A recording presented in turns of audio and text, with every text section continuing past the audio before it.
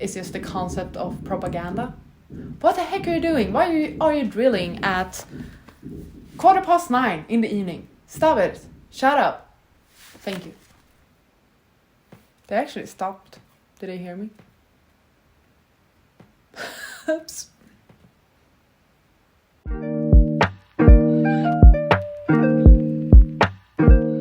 Hi friends and welcome back to my channel. If I'm like out of breath, it's actually because I was just out running. Me running outside. That never happens. A friend texted me earlier today and was like, hey, do you want to go out running tonight? I was like, sure. So if my hair is a bit messy and my makeup is a bit smudged, it's because I was out running for an hour. In today's video, I will be doing a dedicated review to Iron Widow by Xiran Jay Zhao. I have said that name many times and I'm certain that I've butchered that all the times, so apologies to the author. It's finally time for me to make this video about this book that I've been talking about so many times. I'm really out of breath, I realize now. It's not common for me to make dedicated reviews. I've basically only done it once, and that was with the book She Who Became the Sun, and I really enjoyed that. So I actually made it my goal for this year to make more dedicated reviews. So let's kick off the year with this one. I actually read this one in February, so it's been a bit over a month since I read it, so I might actually struggle with remembering some things. I tried to make a script and come up with some structure for this video. I'm not certain if I've actually been able to achieve that either. I also want to start off by thanking Kevin, because Kevin is the one who gifted me this copy for Christmas. So thank you, Kevin, for, I guess, contributing to this video. Let's just start by looking at the trigger warnings. Please be aware that this book contains scenes of violence and abuse, suicide ideation, discussion and references to sexual assault, though no on-page descriptions, alcohol addiction and torture. This book is not historical fantasy or alternate history, but a futuristic story set in an entirely different world, inspired by cultural elements from across Chinese history and featuring historical figures reimagined in a vastly different life circumstances. Considerable creative liberties were taken during the reimagining of these historical figures, such as changing their family upbringing or relative age to each other, because accuracy to a particular era was not the goal. To get an authentic view of history, please consult non-fiction. The history aspect of this is basically what many compare it to, is to say that this is a retelling of Empress Wu, the first and I believe only female emperor of China. Even the names are the same. Wu Zetian.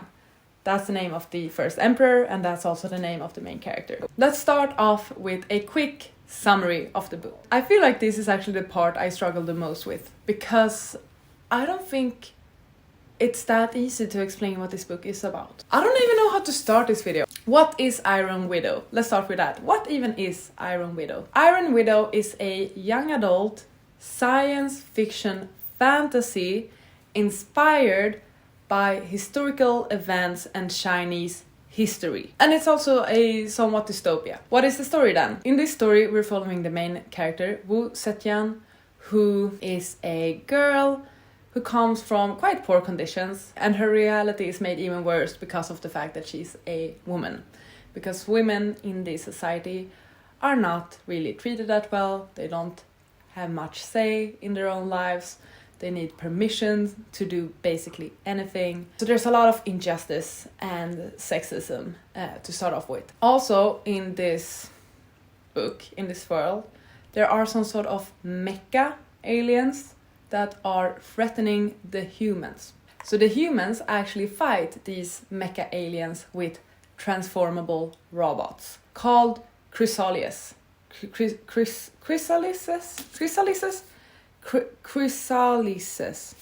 With transformable robots that they call chrysalises.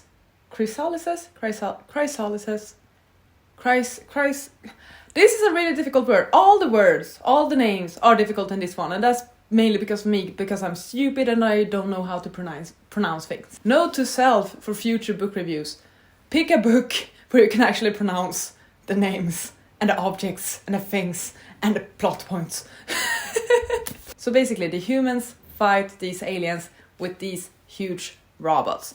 And these robots are powered through Qi.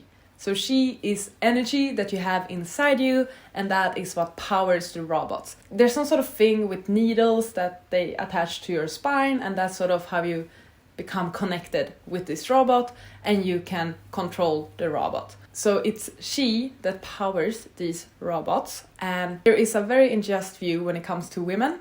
So the pilots of these huge robots are men, because men are believed to have greater Qi, better energy basically, more power to control these robots and be more successful with that. But in this sort of military system that's going on, there's actually a concept where the pilots, the men, are paired up with women in order to give them more Qi, more energy. The women can actually give additional energy to the men while they are fighting in these robots. The downside of this is that it causes a huge mental strain on the women, and they don't usually come out alive after a fight like that. So it's usually a suicide mission for the women to be paired up with a man and fight in the robot.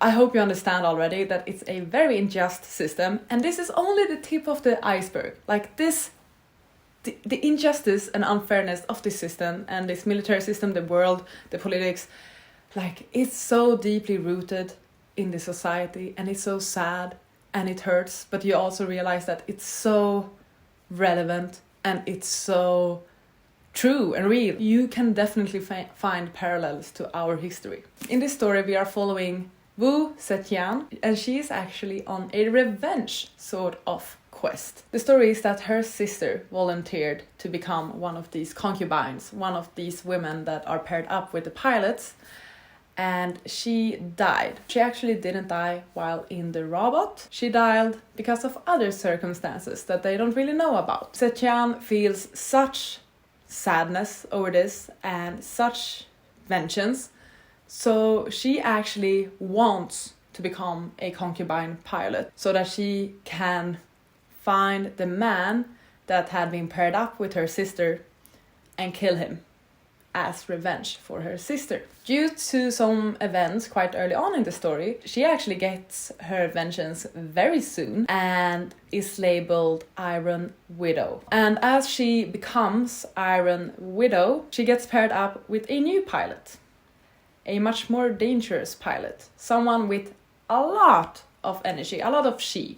And it's said that the more Qi you have, the more certain it is that the female will be killed. So she gets paired up with a guy who has a lot of Qi and who also killed his own family. That's sort of the setup for the story. And then so much more will happen. A lot of science fiction, definitely regarding the robots and the aliens and stuff like that. Also a lot of political intrigue and a hint of military fantasy in it as well. One major point in this one is the injustice and unfairness against women. There are just so many things that are wrong in this world. One thing that is quite brutal is that the women get their feet wrapped. If you don't know what it is when basically your foot is crushed so that it becomes half the size, and then you bind it to make your feet look really small. And it's really, obviously the feet becomes very ugly. You can barely walk. It hurts every time she takes a step. She doesn't even describe what she does as walking. She describes it as tottering. So that's one unfairness. And it's basically because it's supposed to make the feet look pretty, like small feet, like lotus feet is the description. And I know this is like taken from actual history as well. Another thing that these women need to go through is that they need to participate in like maidenhood tests, especially before they become concubines, because apparently that affects their Qi. So they are checked if something has ever entered them, and that is awful in itself, because why should a woman's virginity, like virginity is only a concept as well, like it. So like you get very frustrated when reading this book, which is the entire point. And I know that the author actually, I think I saw somewhere that they participated in an interview, and that their inspiration for writing this story was actually to just imagine their worst nightmare and turn it up to 11. But one thing that this book does, as a commentary on all the injustice, is actually to question the gender roles quite a lot. And it also just questions gender as a concept too. So there's actually a part quite early on in the book where the main character and a boy who is in love with her, they are friends, they've been friends for years, and they sort of meet up in secret and hang out and talk about stuff. And he comes from a rich family, she comes from a poor family. It would be very bad if they were ever seen together. Since he comes from a wealthy family, he's also educated when she's not, and he teaches her some things and lends her his tablet so that she can research stuff. One thing quite early on in the book is that they actually discuss butterflies. She sees that a butterfly has a mix of yin and yang wings. So I believe it's yin representing female and yang representing male. And they start to research that, and she comes to the conclusion that apparently having different wings means a butterfly is both male and female. That can happen, she asks. And then there is this conversation about biological sex. It turns sort of into a conversation about gender fluidity and non-binary and all of that. She asks him, well, what seat would the butterfly take in the robot? Because there are different seats depending on what gender you are, whether you're female or male. And he replies, whichever gender they're closer to. What does that even mean, she asks. At what point would a seat stop working for them? What is it about gender that matters so much to the system anyway? Isn't piloting entirely a mental thing? So why is it always the girls that have to be sacrificed for power? Already from the beginning, like this is page 16, there is a lot of questioning regarding this system that has been set up in the military, in the politics, about women's place in this world. Because if everything is from mental strength and inner chi, why should your gender or biological sex or gender identity or whatever decide on this? And there are actually multiple examples throughout the book of this being questioned more and more and more, which is really exciting and I really appreciate. Another thing to mention about this book that I'm sure that many are curious about is that yes, it is actually queer and it does have a polyamorous relationship in it. I love that too. I think that's something we need to see more in your typical sort of media. I also saw when I did my research for this video that the author actually said that they were so surprised how controversial it was to have a polyamorous relationship in a traditionally published book, because on the interwebs, on internet, like if you read fanfiction, it's so freaking common with poly relationships. And I totally agree. Now, it's been a while since I read fanfiction. I do remember there being some poly relationships in those fanfictions that I read. And I agree with that. And I'm happy to see some poly representation in a traditionally published book. Speaking of fanfiction, there's actually parts of this book that did remind me of fanfiction. I don't know if that's intentional. I don't know if it's because the author is fairly young, and I think the author is honestly the same age as me. We probably went through the same Tumblr phase and like fandom phase and all of that. So it would make sense if it's just something that the author grew up with. But for me, some parts of this reminds me of fanfiction. I don't know how to really phrase it without it sounding bad. I wouldn't say it's something negative or a critique to say that something is very fanfiction-esque, but there are certain things in this story or certain scenes that for some reason just gave me fanfiction vibes. I don't know how to explain it. Maybe it's because it gets very extreme very quickly, like you're trying to do a lot in a short amount of time perhaps. Perhaps that's the fanfiction-esque vibe. Or because some things sometimes get more sexualized than you expect them to. That's also something I might associate with fanfictions. Make of it what you want. One thing I should have brought up right from the beginning is that actually at the start of the book we have some trigger warnings and also a short explanation regarding the historical influences in the story. I love this quote, I just need to share it. I'm so tired of being a girl. Yeah, if you were a boy, you'd be ruling the world by now. We have a quote here that is, "It was my mother who encouraged me and big sister to offer ourselves up as concubines so our brother could afford a future bride." Or here we have, "Even walking was a luxury for me." Or, "Too bad, I am a girl. All my life I've been told this is the worst and filthiest thing I could do. Do you know how many times my family has threatened to show me in a pig cage and drown me because they suspected me of getting close with a boy?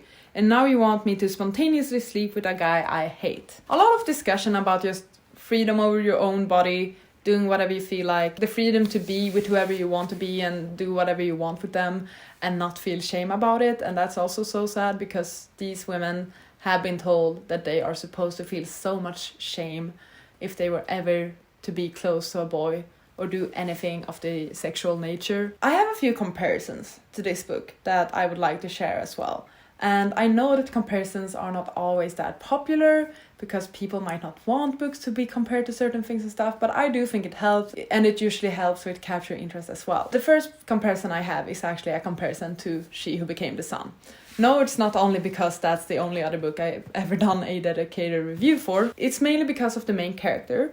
First of all, that we have a main character who really questions gender roles and the norms of the society and what she's told that she can and cannot do. We have a similar situation like that in She Who Became the Sun, where we have a non-binary character who starts out as female, but then disguises herself as a man and starts to gain power in that way. This is also a story about a female who starts from rock bottom, is basically told that she's nothing, and then starts to gain power, become scary, become frightening to people, and show how strong she really is. The second comparison I have is that this one, actually, while I was reading it, really reminded me of the Hunger Games. The Hunger Games is also a dystopia with a lot of injustice, a lot of differences in society regarding those that are wealthy and those that are not, those that come from difficult circumstances and those that don't. And also, I forgot to mention, but when there are these fights with these robots, they are actually aired